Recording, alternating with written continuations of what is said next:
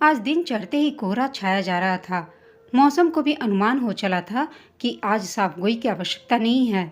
दिल की उदासी मौसम पर छाई थी और मौसम की उदासी दिल पर। समीक्षा खामोशी से तैयार हो रही थी। आज फिर उसे लड़के वाले देखने के लिए आ रहे थे। उसके मन में न कोई उमंग न कोई स्वप्न। आज फिर उसे नुमाइश करनी थी अपनी। 33 रावण पार कर चुकी समीक्षा अब थक चुकी थी इस परेड से। न चाहते हुए भी परिवार वालों की जागती उम्मीद हेतु वह हर बार तैयार होती। शुरू शुरू में अच्छी नौकरी के कारण उसने कई रिश्ते टाले।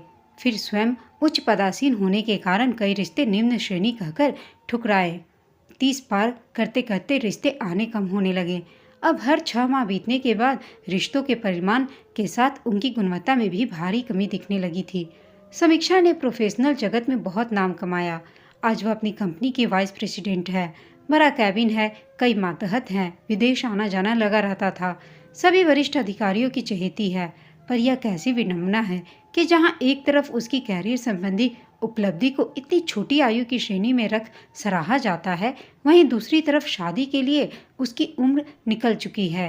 यही विडंबना है लड़कियों की। कैरियर में आगे बढ़ना चाहती हैं तो शादी पीछे रखनी पड़ती है, और यदि समय रहते शादी कर ले तो पति गृहस्थी बाल बच्चों के चक्कर में अपनी जिम्मेदारियां निभाते हुए कैरियर होम करना पड़ता है। क्या हर वह स्त्री जो नौकरी में आगे बढ़ना चाहती है और गृहस्थी का स्वप्न भी संजोती है, उसे सुपरविन बनना होगा? समीक्षा तैयार हो गई। लड़के वाले आते होंगे। माँ की पुरजोर पुकार से उसके विचारों की तंद्रा भंग हुई। वर्तमान में लौटकर वह पुनः आईने में स्वयं को देख कमरे से बाहर चली गई। हमारी बेटी ने बहुत जल्दी बहुत ऊंचा पद हासिल किया है जनाब, महेश जी ने कहा। यह सुनते ही लड़के की माँ ने बिना देर किए प्रश्न दागा। घर के कामकाज भी आते हैं इसे, या सिर्फ दफ्तरी ही आती है? नहीं नहीं बहन जी, हमारी समीक्षा को घर के काम भी आते हैं, समीक्षा की माँ ने बताया। हम सोच कर बताएंगे। वही पुराना राग अलाप कर लड़के वाले चले गए। समय बीतने के साथ रिश्ता पाने की लालसा में समीक्षा के घर वाले उससे कम तनख्वाह वाले लड़कों को भी हामी भर रहे थे। लेकिन अब बात उलट चुकी थी। अक्सर सुनने में आता कि लड़के वाले इतनी उच्ची पदासीन लड़की का रिश्ता लेने में सहज नहीं है। कहते हैं घर में भी मैनेजरी करेगी। शाम ढलने तक बिचौलियों के द्वारा पता चल ही गया कि अन्य रिश्तों की भांति यह रिश्ता भी आगे नहीं बढ़ पाएगा। एक और कुठाराघात। कड़ाके की ठंड में भी उसके माथे पर पसीना उग गया। सोफे पर बैठे ही उसके पैर कपकपा उठे तो उसने शॉल से ढक लिए। ऐसा लग रहा था कि उसके मन की कमजोरी उसके तन पर भी उतर आई है। पता नहीं उठकर चली पाएगी या नहीं। उसका मन काफी कुछ ठंडा हो रहा था, किंतु आंखों का रोष अभी भी बरकरार था। पापा प्लीज अब रहने दीजिए ना। पता नहीं समीक्षा की आवाज में कंपन मौसम के कारण था या मनोस्थिति के कारण। इस बेवजह के तिरस्कार से वह थक चुकी थी। जो भी आता है मेरी खूबियों की कसौटी पर कसने की फिराक में नजर आता है। हमेशा शीर्ष पर रहने के बाद हाशिए पर सरकार जाने की पीड़ा असहनीय लगने लगी है मुझे। उसने भावुक बातों से पिता को सोच में डाल दिया। समय का चक्र चलता रहा। समीक्षा के जिद करने पर उसके भाई की शादी करवा दी गई। उसने शादी का विचार त्याग दिया। सब कुछ समय पर छोड़ नौकरी के साथ साथ सामाजिक कार्य करती संस्था से भी समीक्षा जुड़ गई। मजदूर वर्ग के बच्चों को शिक्षा देने में उसे सच्चे मन से संतुष्टि प्राप्त होती थी। वहीं उसकी मुलाकात दीपक से हुई। दीपक भी अपने दफ्तर के बाद सामाजिक कार्य करने हेतु इस संस्था से जुड़ा था। उसकी उम्र करीब 45 साल होगी। ऐसा बालों में सफेदी और बातचीत में परिपक्वता से प्रतीत होता था। दोनों की उम्र में इतना फासला होने के कारण समीक्षा बेझिझक उससे घुलने मिलने लगी। उसकी बातों अनुभव से वह कुछ न कुछ सीखती रहती। एक दिन दोनों काम के बाद कॉफी पी रहे थे। तभी अचानक दीपक ने पूछा, बुरा ना मानो समीक्षा, तो एक बात पूछूं, अभी तक शादी क्यों नहीं की है तुमने? समीक्षा ने कहा, रिश्ते तो आते रहे किंतु कोई मुझे पसंद नहीं आया तो किसी को मैं। अब मैंने यह फैसला समय पर छोड़ दिया है। मैंने सुना है आपने शादी की थी, लेकिन आपकी पत्नी। कहते हुए समीक्षा बीच में ही रुक गई। उफ, तो कहानी सुन चुकी हो तुम। सबके हिस्से यह नहीं होता कि उनका जीवन साथी आजीवन उनका साथ निभाए। फिर कुछ पल की खामोशी के बाद दीपक बोले, मैंने सबसे झूठ कह रखा है कि मेरी पत्नी की मृत्यु हो गई है। दरअसल वह मुझे छोड़कर चली गई। उस जिन सुख सुविधाओं की तलाश थी उसे, वे मैं उसे 30 वर्ष की आयु में नहीं दे सकता था। एक दिन मैं दूसरी कंपनी में प्रेजेंटेशन देकर जल्दी फ्री हो गया और सीधे अपने घर आ गया। अचानक घर लौटने पर मैंने अहाते में अपने दोस्त की कार को खड़ा पाया। मैं अचरज में आ गया कि दोस्त मेरे घर क्यों आ गए हैं। फटाफट घंटी बजाकर मैं पत्नी की प्रतीक्षा करने लगा। दरवाज़ा खोलने में उसे काफ़ी समय लगा। 3 बार घंटी बजाने पर वह आई। मुझे देखते ही वह अचकचा गई और उल्टे पांव कमरे में दौड़ गई। इस अप्रत्याशित व्यवहार का कारण मैं समझ गया। अपनी पत्नी के बारे में बताते हुए दीपक का गला भर्रा गया। कुछ क्षण वह चुप नीचे सिर झुकाए बैठा रहा, फिर आगे बोला, पिछले 4 महीनों से मेरी पत्नी और मेरे दोस्त का अफेयर चल रहा था। मुझसे तलाक लेने के बाद उसने मेरे दोस्त से शादी कर ली। समीक्षा ने दीपक के कंधे पर हाथ रख सांत्वना दी। एक बात पूछूं, आपने मुझे यह सब क्यों बताया? कुछ न बोल दीपक चुपचाप समीक्षा को देखता रहा। आज उसकी नज़रों में एक अजीब सा आकर्षण था, एक खिंचाव था जिसने समीक्षा को अपनी नज़रें झुकाने पर विवश कर दिया। फिर बात को सहज बनाने हेतु वह बोली, दीपक जी, इतने सालों में आपने पुनः विवाह क्यों नहीं किया? दीपक ने कहा, तुम्हारे जैसी कोई मिली नहीं, इसीलिए। यह सुनते ही समीक्षा अचकचाकर खड़ी हो गई। ऐसा नहीं था कि उसे दीपक के प्रति कोई आकर्षण नहीं था। ऐसी बात शायद उसका मन दीपक से सुनना भी चाहता था, पर यूं अचानक दीपक के मुंह से ऐसी बातें सुनने की अपेक्षा नहीं थी उसकी। खैर, मन की बात कब तक छिप सकती है भला। दोनों की नज़रों ने एक दूसरे को न्योता दे दिया था। समीक्षा की रजामंदी मिलने के बाद दीपक ने कहा, समीक्षा, मुझे तुमसे कुछ कहना है जो मेरे लिए इतना मूल्यवान नहीं है, लेकिन हो सकता है कि तुम्हारे लिए वह महत्वपूर्ण हो। मैं धर्म से ईसाई हूँ, किंतु मेरे लिए धर्म बाद में आता है और कर्म पहले। हम इस जीवन में क्या करते हैं, किसे अपनाते हैं, किससे सीखते हैं, इन सब बातों में धर्म का कोई स्थान नहीं। हमारे गुरु, हमारे मित्र, हमारे अनुभव, हमारे सहकर्मी सभी अलग अलग धर्म का पालन करने वाले हो सकते हैं, तो हमारा जीवन साथी क्यों नहीं? मैं तुम्हारे गुण व्यक्तित्व के कारण आकर्षित हुआ हूँ और धर्म के कारण मैं एक अच्छी संगनी को खोना नहीं चाहता। आगे तुम्हारी इच्छा। हालांकि समीक्षा भी दीपक के व्यक्तित्व, उसके आचार विचार से बहुत प्रभावित थी, किंतु धर्म एक बड़ा प्रश्न था। वह दीपक को खोना नहीं चाहती थी, खासकर यह जानने के बाद कि दीपक भी उसे पसंद करता है। मगर इतना अहम फैसला वह अकेली नहीं ले सकती थी। लड़कियों को शुरू से ही ऐसे संस्कार दिए जाते हैं जो उनकी शक्ति कम और बेरियां अधिक बनते हैं। आत्मनिर्भर सोच रखने वाली लड़की भी कठोर कदम उठाने से पहले परिवार और समाज की प्रतिक्रिया सोचने पर विवश हो उठती है।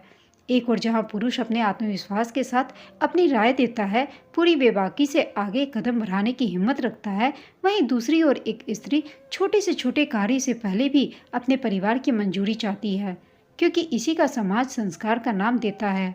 आज रात खाने में क्या बनाऊं से लेकर नौकरी करूं या गृहस्थी संभालूं तक मानो संस्कारों को जीवित रखने का पूरा बोझ स्त्री के कंधों पर ही है। समीक्षा ने यह बात अपनी माँ के साथ बांटी। आप क्या सोचती हैं माँ इस विषय पर? दीपक के बारे में? माँ ने प्रत्युत्तर प्रश्न किया। क्या तुम दीपक से प्यार करती हो? समीक्षा की चुप्पी ने माँ को उत्तर दे दिया। माँ बोली, देखो समीक्षा, तुम्हारी उम्र मुझे भी पता है और तुम्हें भी। मैं चाहती हूँ कि तुम्हारा घर बसे, तुम्हारा जीवन प्रेम से सराबोर हो, तुम भी अपना गृहस्थी का सुख भोगो। मगर अब तुम्हें यह सोचना है कि क्या तुम दूसरे धर्म के परिवार में तालमेल बैठा पाओगी। यह निर्णय तुम्हें ही लेना है। समीक्षा की मां से हामी मिलने पर दीपक उसे अपने घर परिवार वालों से मिलाने ले गया। दीपक के पिता का देहांत हो चुका था। घर में मां व छोटा भाई थे। समीक्षा को दीपक की मां पसंद आई। मां की परिभाषा पर सटीक उतरती, सीधी सरल औरत। विवाह उपरांत कौन क्या करेगा, अभी इसका केवल अनुमान ही लगाया जा सकता है। दीपक का पहली शादी हमने अपनी बिरादरी में की थी, लेकिन उसका क्या हुआ यह तो तुम्हें भी पता है समीक्षा। अब इतने वर्षों के बाद यह किसी को पसंद कर रहा है तो जरूर उसमें भी कुछ खास होगा। माँ खुश थी, लेकिन समीक्षा हिंदू है यह जानकर दीपक के भाई का मुंह बन गया। कुछ ही देर में दीपक की बड़ी विवाहित बहन आ पहुंची। उसे दीपक के छोटे भाई ने फोन कर बुलाया था। बहन ने आकर काफी हंगामा किया। तेरे को शादी करनी है तो मुझसे बोल, मैं लाऊंगी तेरे लिए एक से बढ़िया एक लड़की। यह तो सोच कि एक हिंदू लड़की एक तलाकशुदा ईसाई लड़के से, जो उससे उम्र में भी बड़ी है, शादी क्यों करना चाहती है। तूने अपना पास्ट इसे बता दिया, पर कभी सोचा कि जरूर इसका भी कोई लफड़ा रहा होगा। इसने तुझे कुछ बताया? क्या तू हमसे कुछ छुपा रहा है? इसके पास्ट के बारे में बिना जाने इसे शादी करेगा तू? लेकिन दीपक अडिग था। उसने सोच लिया था कि जब दिल से ने पुल बना लिया है तो वह उस पर चले कर अपने प्यार की मंजिल तक पहुंचेगा। समीक्षा प्रसन्न थी कि दीपक व उसकी मां को यह रिश्ता मंजूर है। साथ ही थोड़ी खिन्नता भी मन में थी कि उसके भाई व बहन को इस रिश्ते पर ऐतराज है। अब समीक्षा ने अपने घर में पिता और भाई को इस रिश्ते के बारे में बताने का निश्चय किया और फिर वही हुआ जिसकी आशा भी थी और आशंका भी। डायन भी साथ घर छोड़ देती है, पर तुमने तो अपने ही घर वालों को नहीं बख्शा। शर्म नहीं आई अपनी ही शादी की बात करते, और वह भी एक अधर्मी से? उसका छोटा भाई गरज रहा था। वह भाई जिसकी शादी की चिंता समीक्षा ने अपनी शादी से पहले की थी। मैं क्या मुंह दिखाऊंगा अपनी समाज में? मेरे मायके में मेरी छोटी बहन कुंवारी है अभी, उसकी शादी कैसे होगी? यह बात खुलने पर उसकी पत्नी भी कहाँ पीछे थी। 100 बात की एक बात समीक्षा, यह शादी होगी तो मेरी लाश के ऊपर से होगी। अब तेरी इच्छा है, अपनी डोली चाहती है या अपनी माँ की मांग का सिंदूर? पिता की दो टूक बात पर समीक्षा सिर झुकाए रोती रही। वह रात बहुत भारी बीती। बेटी की इस स्थिति पर माँ अपने बिस्तर पर रो रही थी और समीक्षा अपने कमरे में। आगे क्या होगा इससे दोनों अनजान डर पाले थे। अगले दिन पिता ने बुआ को बुला लिया। समीक्षा अपनी बुआ से हिली मिली थी, अतः पिता ने बुआ को मोहरा बनाया और उसे समझाकर शादी से हटाने हेतु। बुआ ने हर तरीके से तर्क वितर्क दिए, उसे इमोशनल ब्लैकमेल किया। उनकी बातें जब पूरी हो गई तो समीक्षा ने बस एक ही वाक्य कहा, बुआ मैं बस इतना कहूँगी कि यदि मैं दीपक से शादी नहीं करूँगी तो किसी से भी शादी नहीं करूँगी। किंतु अपेक्षा के विपरीत समीक्षा की शादी न करने का निर्णय उसके पिता व भाई को स्वीकार्य था, लेकिन दूसरे धर्म के नेक प्यार करने वाले लड़के से शादी नहीं। अगली सुबह नाश्ते की टेबल पर पिता बोले, समीक्षा की शादी के लिए मैंने एक लड़का देखा है, हमारे गोपी जी का भतीजा। देखा भला परिवार है, उन्हें भी शादी की जल्दी और हमें भी। उन्होंने घृणा भरी दृष्टि समीक्षा पर डाली। समीक्षा का मन हुआ कि वह इसी क्षण वहां से कहीं लुप्त हो जाए। उसी शाम से हिंदुत्व प्रचारक सोना के प्रमुख गोपी जी के भतीजे के गुंडे समीक्षा के पीछे लग गए। उसके दफ्तर के बाहर खड़े रहते, रास्ते भर उसका पीछा करते ताकि वह दीपक से न मिल सके। 3 दिनों की लुका छिपी से समीक्षा काफी परेशान हो गई। क्या हम इसीलिए अपनी बेटियों को शिक्षित करते हैं, उन्हें आगे बढ़ने प्रगति करने की प्रेरणा देते हैं कि यदि उनके एक फैसले से हम असहमत हो तो उनका जीना दूभर कर दें? यह संकुचित सोच उसकी माँ को कुंठित कर गई। उनके मन में फांसी सी उठी। क्या लड़की समाज के लिए अपनी खुशियों को अब बलि दे देती है? अपने जीवन का बलिदान दे दे तो महान तथा संस्कारी, और यदि अपनी खुशी के लिए अपने ही परिवार से कुछ मांगे तो निर्लज। परिवार का अर्थ ही क्या रह गया यदि वह अपने बच्चों की तकलीफ, उनका भला न देख सके? रात के भोजन पर समीक्षा के मन पर छाए चिंताओं के बादल से या तो वह स्वयं परिचित थी या उसकी माँ। अन्य सदस्य बेखबर थे। वे तो समस्या का हल खोज लेने पर भोजन का रोज की भांति स्वाद उठा रहे थे, हंसी मजाक के से माहौल हल्का बनाए हुए थे। अचानक माँ ने अपना निर्णय सुनाया, समीक्षा तुम मन में कोई चिंता न रखो, तुम आज तक बहुत अच्छी बेटी, बहुत अच्छी बहन बनकर रही हो। अब हमारी बारी है। आज यदि तुम्हें कोई ऐसा मिला है जिससे तुम्हारा मन मिला है तो हम तुम्हारी खुशी में रोरे नहीं अटकाएंगे। इससे पहले कि पिता टोकते, वे उन्हें रोकते हुए आगे बोली, कर्तव्य केवल बेटियों के नहीं होते, परिवारों के भी होते हैं। दीपक के परिवार से मैं मिलूंगी और शादी की बात आगे बढ़ाऊंगी। माँ के अडिग अटल निर्णय के आगे सब चुप थे। शादी के दौरान भी तनाव कुछ कम नहीं हुआ। दोनों परिवारों में शादी को लेकर न तो रौनक थी और न ही उल्लास।